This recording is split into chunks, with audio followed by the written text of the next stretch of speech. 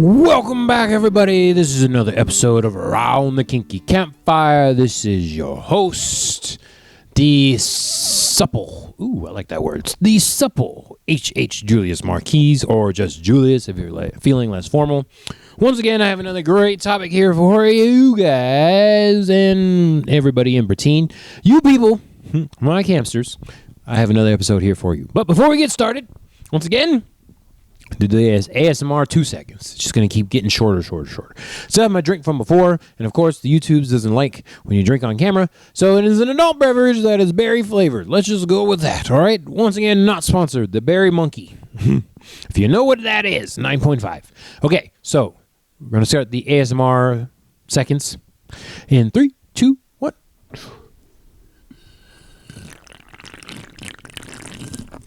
Oh, too much air. Still tasty, though. Not sponsored, but tasty. We would take a sponsor. We are information whores right here, me included, and I'll take that sponsorship. Okay, so let's get into this. Once again, I have a topic here for y'all to help you, me, and everybody else get their heads out of their asses, because this is based off a book, reading, dialogue, whatever it is, from a David Foster Wallace. It's called This Is Water. I'll put the article that I'm reading this from about it's like a review of the book, a synopsis of the book. Put that in the description, hopefully. The new episodes of the podcast will be on noon Eastern on Thursdays. And the YouTube video episodes will hopefully be on Fridays, if I upload it correctly. All of this is with an asterisk. Hopefully we do all that. Okay. So, I'm going to explain this meme, and then hopefully I'll remember to put it in the video. But have you ever seen the two fish in the fish bowl that are talking to another fish? And the two fish say, or the one fish says, "Morning, boys, how's the water?" And the other two fish look at each other and be like, "What the hell is water?" All right, so when I saw that meme, that hit me very, very hard because I was like, what is water? Because once you're in something, as like a fish, you don't realize what's going on around you. You're literally in water, but some people know that they're in the water, and they make a comment about their water situation or their environment. And everybody else is just going through the motions and not thinking about why they're doing it or how they got there. Yummy. And what they can do to improve their situation. It's very interesting to me. So this is why the meme hit hard. And then also I'm like, oh, there's a whole book behind this whole entire thing? Let me give you a little bit of history. This is Water, some thoughts delivered on a significant occasion about living a compassionate life. Okay, so that's the full title of the book. It was based off an essay by David Foster Wallace in May 21, 2005, where he gave a commencement speech to Kenyon College. Kenyon College. I was going to say Kenyon University. No, Kenyon College. He gave a commencement speech. So it's almost 20 years old now. It was stretched to a book format in 2009, and then Time Magazine ranked This Is Water amongst the best commencement speeches ever delivered. Okay, so little cliff note here, little editor's note, host note to all y'all. I have not read the book, but I've watched podcasts about it and read this article that was like a synopsis of it. But I will get to the book. If you want me to get to the book and reply to the book, review the book, react to the book, let me know in the comments below. If you're watching on YouTube, and then actually Spotify has comments now too. So let me know about that. And then definitely hit me up on Instagram and send me an email. Let me know what you think. All right, especially if you've heard of this book before. Okay. Main points of the book. Most obvious, ubiquitous, important realities are often the ones that are the hardest to see and talk about. Everybody heard this. Everybody. Most people have heard of this movie called The Matrix. Okay, if you don't know about The Matrix, robots have taken over the world. AI has infected us, which will be happening in like 5 years or so. Less than 5 years, actually, 2030.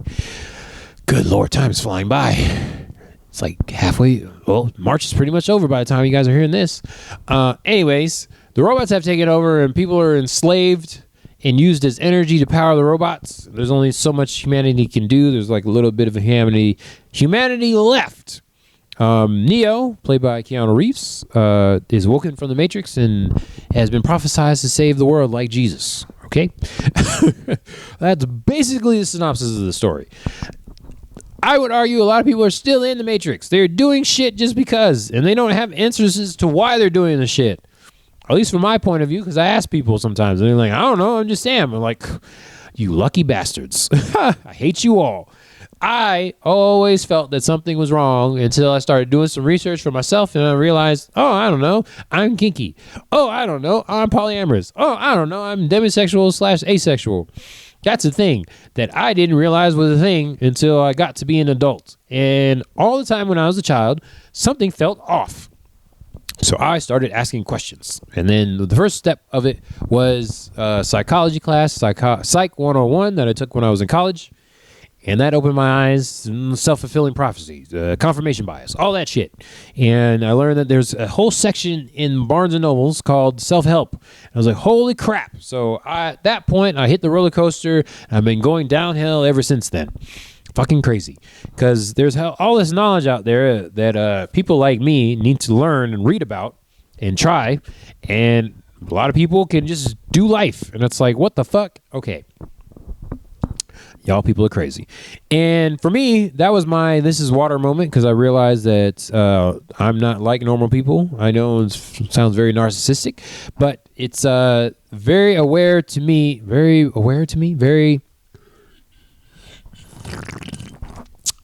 obvious to me that I think differently. And of course, a lot of people think this way, but it's just so many facts. And it's not really like, oh, me versus them type of deal. No, it's like, okay, I think a different way, so we must adapt.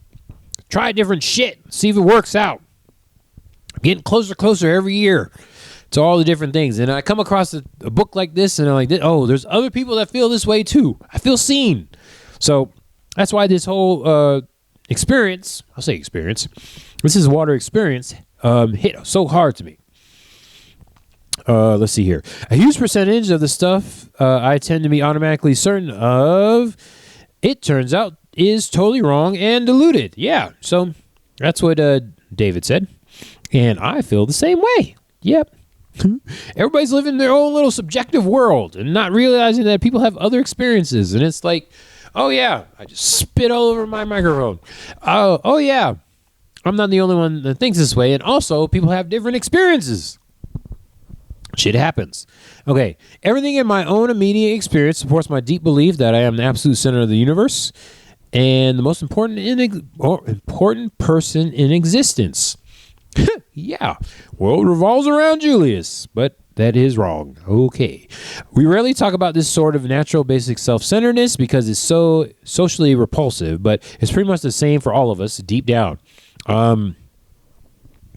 If y'all haven't realized that yet, I am so sorry for you, but that's 100% a thing. And yeah, that is definitely one of those this is water moment where you realize, oh, the world doesn't revolve around me. And it's like, oh, other people think the same way too. Okay, let me show a little bit more empathy and compassion for people, because everybody's the main character in their own movie. That's another thing I had to learn, a phrase that I learned recently. Everybody's main character. I don't know if y'all are on the social medias. You should be. One of them is Campfire Kingsters. Campfire with a K. And main character energy is a memeable word, term, whatever, that people have. Man, people are self-centered and it's kind of ridiculous. Goodness. All right. There is no experience you've had that you are not at the absolute center of, which is actually true. If you think back about your memories, it is from a first-person experience most of the time, unless you can have the out-of-body experience. But I know for me, most of my memories are first-person view. If y'all didn't know that. Pretty sure you've had something similar. Yeah. Other people's thoughts and feelings have to be communicated to you somehow, but your own are immediate and real. What? I'll tell you what. That's some absolute truths there that David pointed out. If y'all didn't know this, there's no such thing as a psychic or a mind reader. So people have to tell you what they're thinking and how they're feeling. There's no real way. I mean, you can read their body language. Nonverbals are a thing, but there's no real way to know what somebody is thinking or feeling without them telling you. Okay? In general, that's 99% true. I would bet money on that. Okay? So I know we like to think we can read people's minds and know what they're thinking or be able to change how they feel or act or whatever, but that's not really a thing. Pointed out here in the book. All right. It's a matter of my choosing to do the work of somehow altering or getting free of my natural hardwired default setting. That is escaping the matrix, taking that stupid tube out of your goddamn mouth and getting flushed into the sewers. And hopefully somebody crane grabs you from their spaceship. Their spaceship? Ship. Hover ship. Yeah, that's the thing. They grab you from their hover ship. Good Lord. Ugh. Okay. Yeah, gross. The self-centeredness is just, hate that I thought that way, but I've awoken now. I know better. Still hard to fight sometimes, but I, like you, slip in and out of it. The thing that there are obviously different ways to think about these kinds of situations, yes, is actually who I am in his way. What? Okay. It is actually I who am in his way. In your own way? That was weird. Let's see here. Give yourself a choice. You can choose to look differently. That's another thing, too, is people don't realize they have a choice. Like, oh, I suck at this. How about you try getting better? Most of the shit that people say that, like, I'm not good at is a skill they haven't learned. They didn't realize they needed to learn, or they haven't tried to get better at. And it's like, yeah, you can get better. You're not going to be perfect because there's no such thing as perfect, but you can always get better if you actually try. It's a choice you have. You literally have a supercomputer in your pocket. You can look shit up and try different things. There are other people, once again, that have gone through the shit that you have. What are we doing? It just depends on what you want to consider or try or research. Not considering possibilities that aren't pointless and annoying. You have other options. It is within your power to experience a hell-type situation or heaven-like situation, and you can change it. It's 100% possible. The only thing that's capital T true is that you get to decide how you're going to see it. You get to consciously decide what has meaning and what doesn't. I mean, it's right there. It's really right there. That's it. You get to decide this. Confirmation bias is a thing. If you decide the thing, and then it will happen as the thing. Okay. He argues that there's no such thing as atheism. Only choice we get is what to worship. Never feel you have enough, and we all know this stuff already. There's no such thing as atheism. Let's see. There are unconscious default settings. Yes. The kind of worship you slip into, getting more selective about what you see and how you measure value without being aware that's what you're doing. Yeah. Goodness. Yeah. Yep. That's how it is. Let's see. The world of men hums along on fear and contempt and frustration and craving the worship of self. Eesh. Yeah, we got to break free of this stuff. Okay? That's how it is. Got to break free of this stuff. There's nothing to it but do it. I said it before and I'll say it again. We gotta wake up from what we're going through. This is one of those episodes where it's like, well, duh. Probably going to be a shorter one because there's not a whole lot to say here. It's just so much doing of the thing that we got to do. And that's just how it is, campsters. Okay? All right, let me finish up here. Real freedom involves attention and awareness and discipline and effort and being able to truly care about each other and to sacrifice for those things. None of this is about morality or religion or dogma or big fancy questions of life after death. Simple awareness, to keep reminding ourselves over and over that this is actually water. So I kind of wanted to talk about this because it kind of wraps up what I've been talking about throughout this whole entire time I've been doing the podcast, is you have to really, really, truly be comfortable with being uncomfortable. I keep saying it over and over again, sometimes jokingly, sometimes serious, but it's like, once again, here it is. This is Water, another book about getting your head out of your ass, trying new things. I want to do that so much. And help people get out of their own way. This topic is kind of my confirmation bias that other people are thinking the same way. And yeah, this is so good. I recently, actually like a month or two ago now, by the time this episode comes out, taught a class on relationship anarchy. I will put that class on the YouTubes, chop it up into smaller videos and put the whole class on there if you want to go ahead and watch that. But that is me trying something different and putting information out there for people. The class was on relationship anarchy, and y'all know I've talked about it before because I am a practitioner of relationship anarchy. The whole philosophy